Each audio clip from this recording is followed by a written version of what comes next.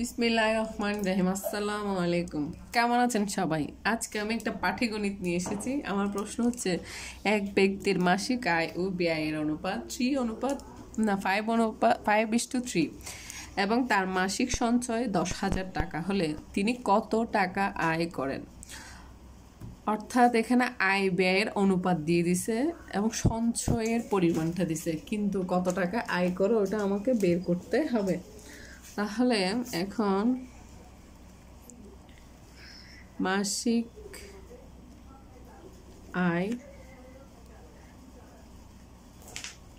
Is to মাসিক ব্যয়, ওরা নিজেরাই দিয়ে দিছে আমাকে। হ্যাঁ, ব্যয় কত? 5:3। তাহলে মাসিক সঞ্চয়টা কত? মাসিক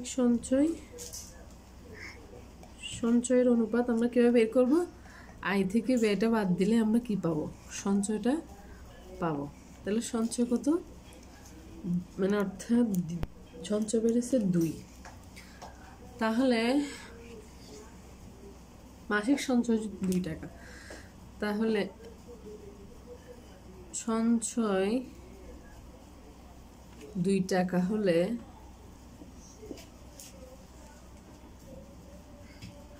আয়, আয়টা দিছে 5 টাকা। সঞ্চয় 1 টাকা হলে আয় সমান 5 ভাগের 2 টাকা।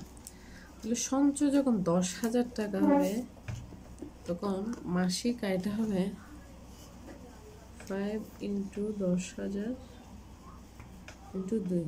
এটা দিয়ে এটাকে কাটলে কত হয়? 5,000 টাকা।